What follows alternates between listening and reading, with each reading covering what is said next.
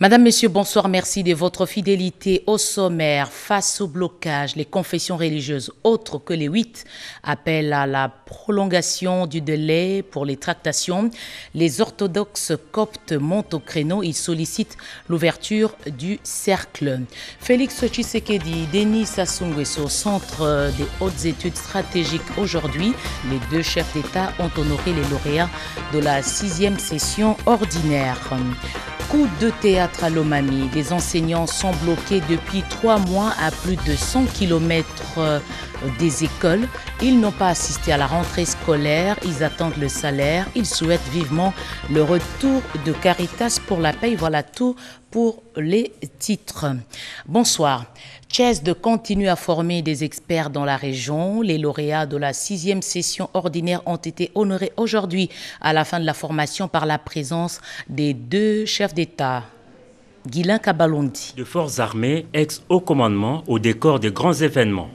Tapis rouge déroulé, tribune installée pour la double cérémonie de clôture de l'année académique 2020-2021 et l'ouverture de l'année 2021-2022 au Collège des hautes études, des stratégies et des défenses, CHESD.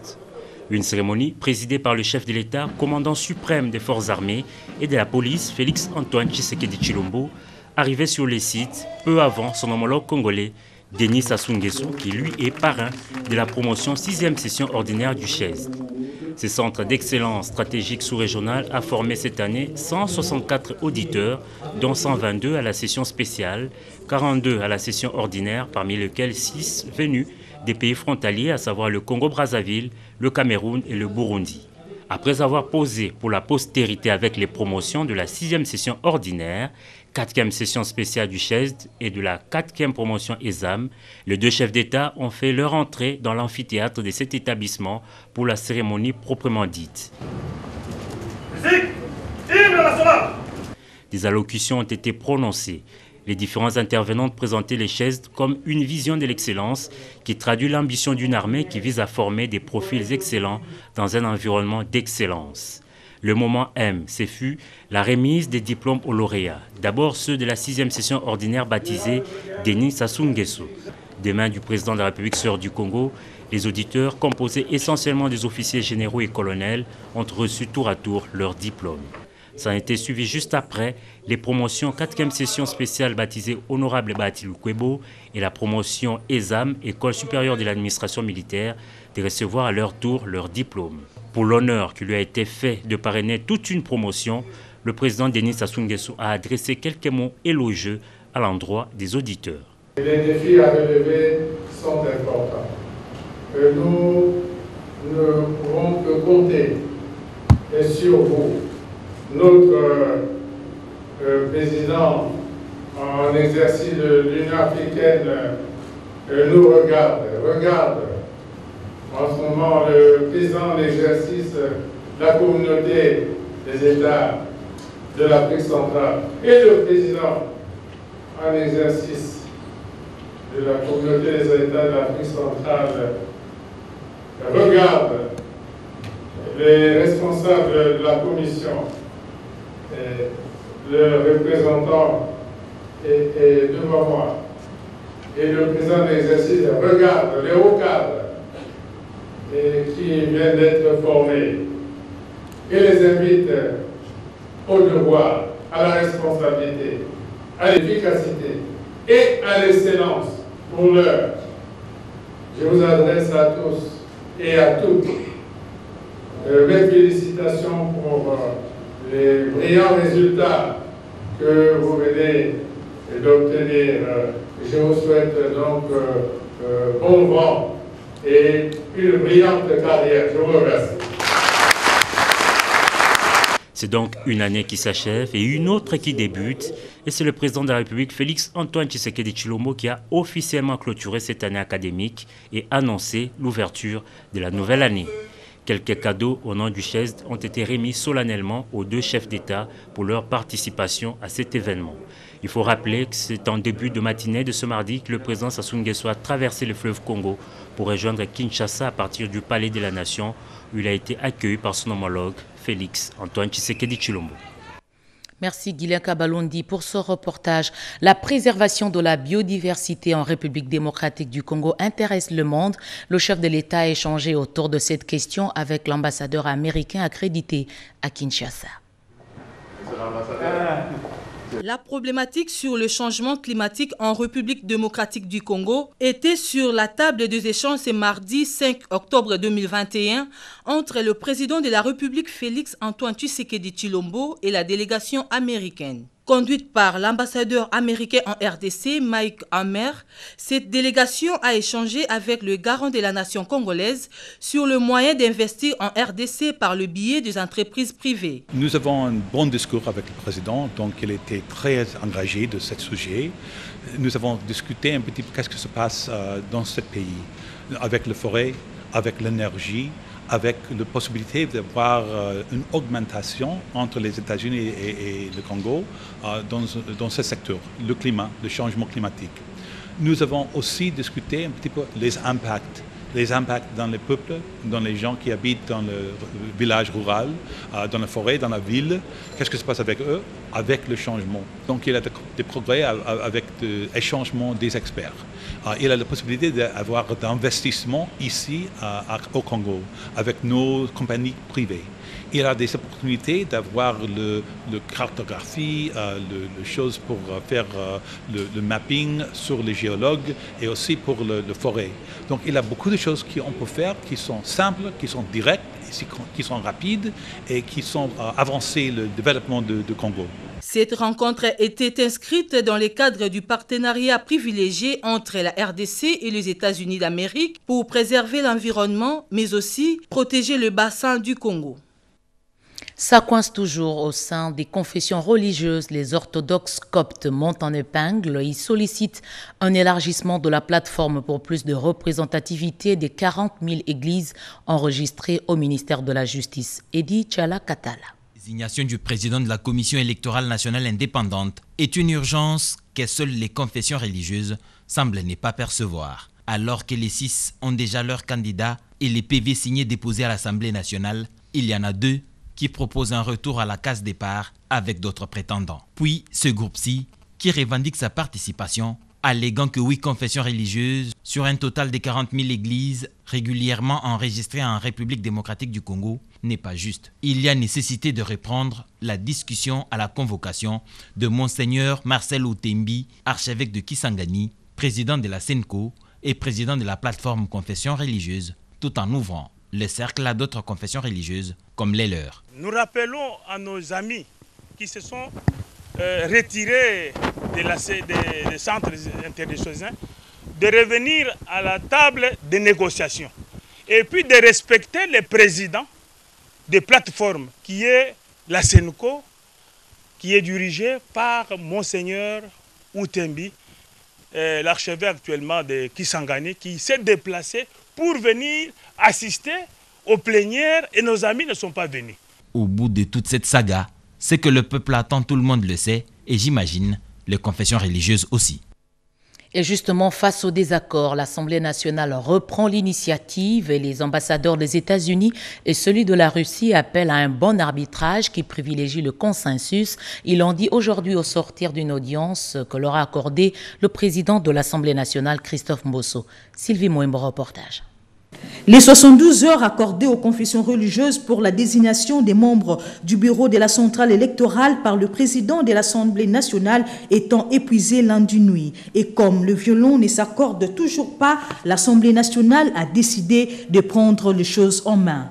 Partenaires de la République démocratique du Congo, les États-Unis d'Amérique sont très intéressés sur l'avenir politique de la RDC. Il a eu des réunions avec les ambassadeurs de l'Union européenne.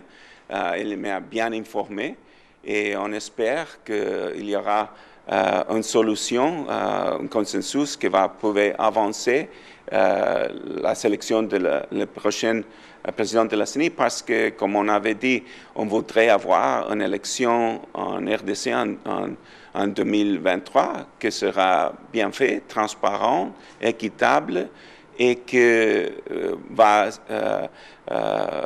faire avancer la démocratie congolaise. Alexei Santebov, ambassadeur de la Fédération de Russie en République démocratique du Congo, était lui aussi chez le président de l'Assemblée nationale, Christophe Mbosoko-Diapwanga. La RDC peut compter sur son pays au Conseil de sécurité sur toutes les questions visant le renforcement de l'indépendance de la RDC. Quand on parle de l'apport, notre position est très claire. Nous sommes contre toute ingérence dans les affaires intérieures des pays africains, y compris bien sûr la République démocratique du Congo, mais nous sommes prêts à le soutenir, notamment votre pays au sein du Conseil de sécurité en ce qui concerne vos choix et vos droits souverains. Partisan de la diplomatie parlementaire, le speaker de l'Assemblée nationale, Christophe Mbosoko-Diapwanga, multiplie les rencontres avec les ambassades accréditées auprès de Kinshasa. Le nouveau gouvernement éthiopien a été investi officiellement aujourd'hui. Une cérémonie a été organisée à cet effet. Le Premier ministre de la République démocratique du Congo a fait le déplacement d'Addis Abeba. Pati Tondongo Kizunda. Un bref séjour de 24 heures en Éthiopie, le Premier ministre Jean-Michel Sama Lukonde Kyenge a représenté les chefs de l'État, président en exercice de l'Union africaine, Félix-Antoine Tshisekedi Tshilombo, qui a voulu marquer de sa présence à la cérémonie d'investiture le lundi 4 octobre 2021 du gouvernement éthiopien d'Abiy Ahmed. À l'aéroport international d'Addis Abeba, le chef de l'exécutif national a été accueilli par le ministre éthiopien des Finances. Après un échange de bienvenue au salon VIP de cet aéroport, Jean-Michel Sama Lukonde Kyenge a quelques heures après rejoint la salle du Parlement pour la cérémonie de prestation de serment devant la Cour suprême de son homologue éthiopien. Du haut de la tribune de ce palais, le chef du gouvernement a félicité Abiy Ahmed et a transmis les messages du président de la République. J'ai l'honneur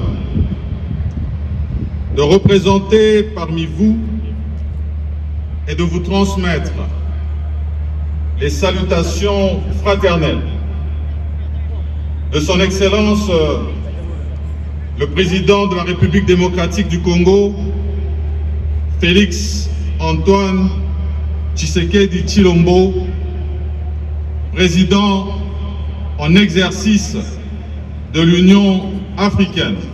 Le parti de la prospérité d'Abiy Ahmed a remporté une victoire écrasante aux élections du 21 juin dernier.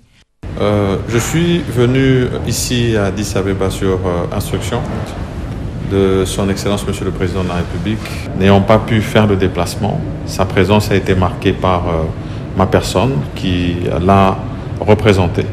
Nous avons ici apporté un message de salutation au peuple frère d'Éthiopie, à Madame la Présidente, Magentu Haïli Mariam, et nous souhaitons bon vent à ce gouvernement qui a autant de défis à relever ici vis-à-vis de l'attente du peuple éthiopien. Le Premier ministre Jean-Michel Sama Lukonde Kyenge était accompagné du conseiller spécial du chef de l'État au collège diplomatique, Christian Bouchiri. Plus de 220 000 Congolais sont réfugiés dans les pays limitrophes ces dernières années. Daniel Asselo appelle à la redynamisation de la tripartite pour faciliter le retour volontaire des réfugiés. Le vice-premier ministre, ministre de l'Intérieur, s'est exprimé à la 72e session du HCR José Baïtouambo.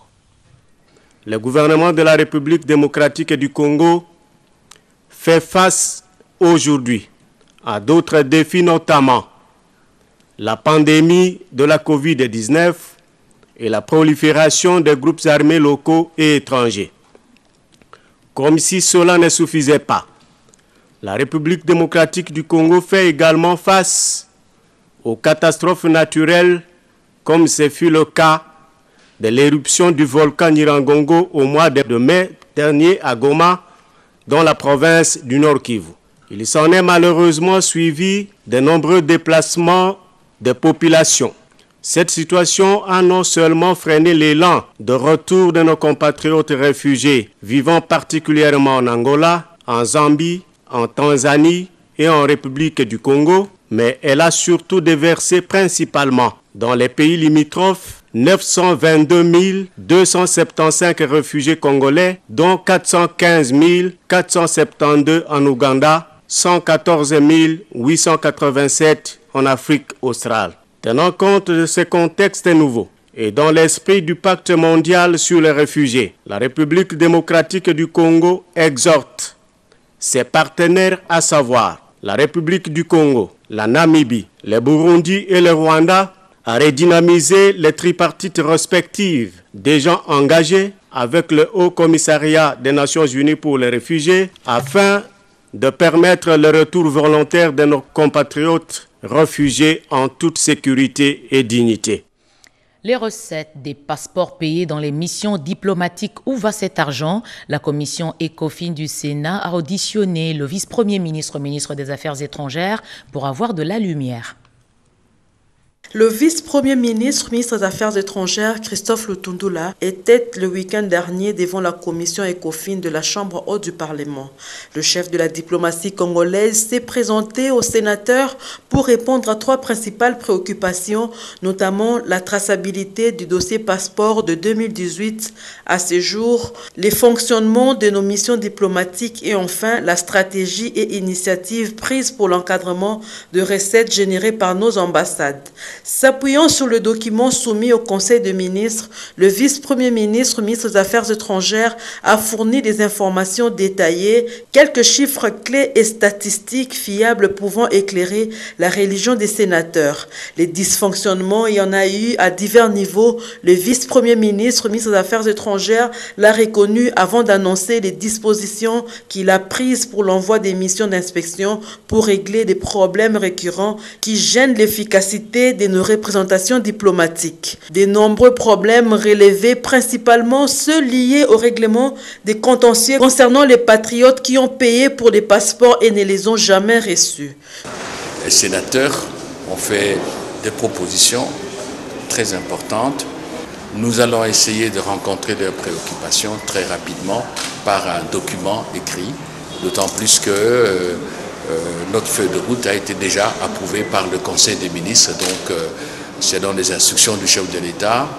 Nous n'avons pas maintenant à tourner en rond. Il faut avoir le soutien du président, le soutien du Premier ministre et du gouvernement et le soutien du Parlement. Nous sommes finalement à la phase de solliciter le soutien du Parlement pour faire les réformes des changements. Sur toutes les questions circonstancielles et conjoncturelles posées au vice-premier ministre, ministre des Affaires étrangères, il y a eu des mots justes pour étancher la soif des élus. Christophe Lutundula Pala Peña Pala a eu 48 heures pour répondre à des questions beaucoup plus structurelles. La première dame dans les écoles de Kinshasa, Denise Nyakero Tshisekedi, soutient les efforts des parents qui scolarisent leurs enfants. L'épouse du chef de l'État a remis aux écoliers des kits scolaires. Naïcha Kialamoui, la reportage. Madame la Présidente, lorsque nous avons reçu le coup de téléphone hier soir, nous annonçons que vous devez être dans nos murs. Nous sommes posés 1001 questions. Est-ce de l'utopie ou bien la réalité?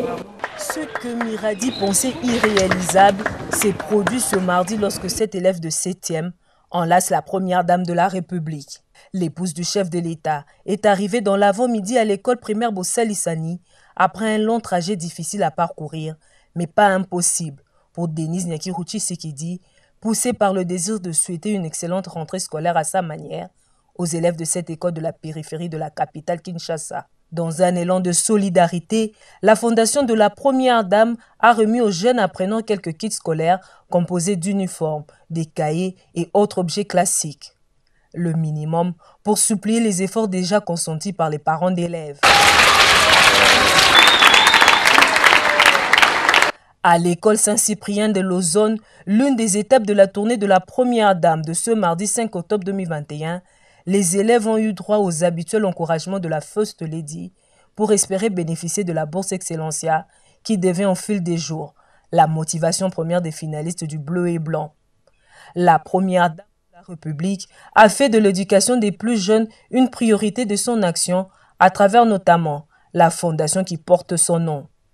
Si son engagement pour la scolarité des filles et garçons est irréversible, son soutien aux parents d'élèves, responsables d'établissements scolaires et aux initiatives des autorités du pays demeure indéfectible. Rentrée scolaire sans enseignants dans plusieurs écoles à Wikong, c'est dans la province de Lomami. Ils ont abandonné les salles de classe et les écoliers depuis 3 mois. Ils attendent la paye auprès de la Tembe à Moueneditou, c'est à plus de 100 km de leur lieu de travail. Regardez ces images. Ces hommes et ces femmes que vous voyez assis à même les sols sont pour la plupart des enseignants. Les uns sont venus à vélo à plus de 100 km de Moueneditou dans la province de Lomami. Ils ont un terrain là où le président ne peut même pas voir clair. C'est loin, Wikong.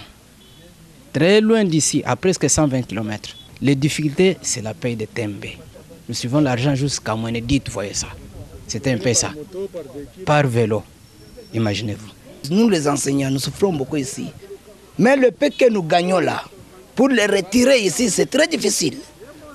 Il faut que notre président, qu'il change quand même des stratégies que nous rentrons même au Caritas, mais autre chose là. Avec Caritas, c'était bien là. Une souffrance qui ne dit pas son nom pour ces responsables de famille. Nous sommes les fonctionnaires de l'État. Nous sommes venus réclamer notre salaire. Mais pour nous octroyer ces salaires, ces sommes-là, c'est tout un problème. La date de la rentrée scolaire n'a pas changé. À Mwanda, dans la province du Congo central, timide rentrée à l'école primaire Mbwetete, les enseignants appellent les parents à envoyer les enfants aux écoles. Notre consoeur Mamita Bangolo est arrivée sur place.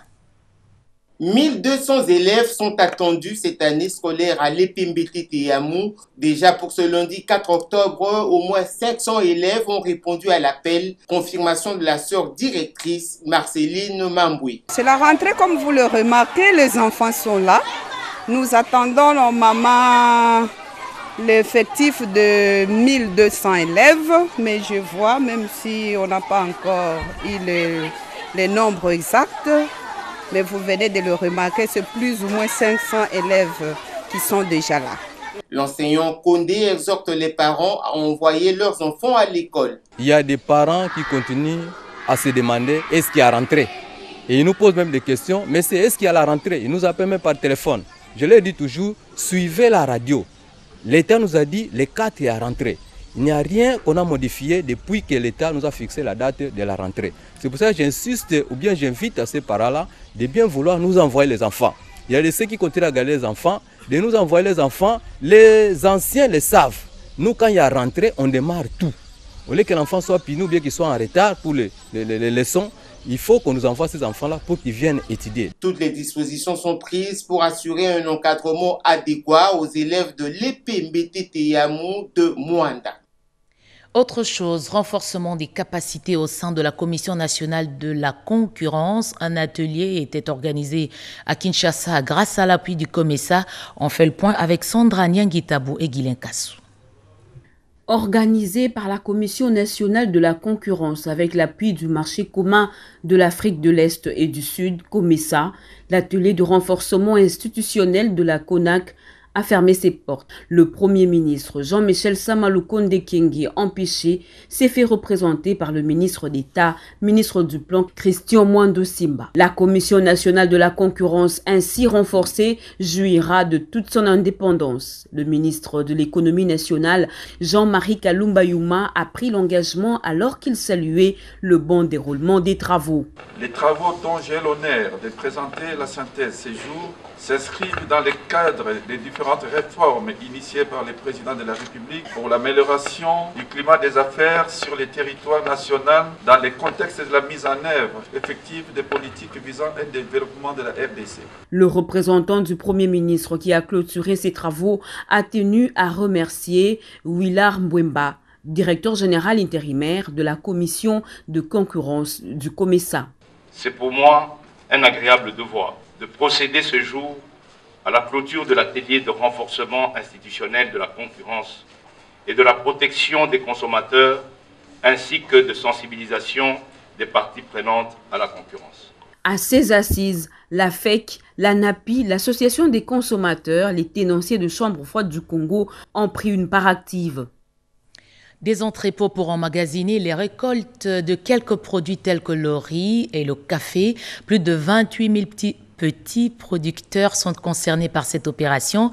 Le ministre de l'Agriculture a posé la première pierre de construction de ces entrepôts à Goma. Marthe Mangazakalala. Poursuivant son séjour de travail à Goma, le ministre de l'Agriculture, Désiré Nzinga-Birianze, a procédé à la pose de la première pierre pour la construction d'une série d'entreposage de produits vivriers dans cette province. Il s'agit de produits de 4 filières, dont le riz, le café, la pomme de terre et le maïs encadrés par le projet Passa Nord Kivu.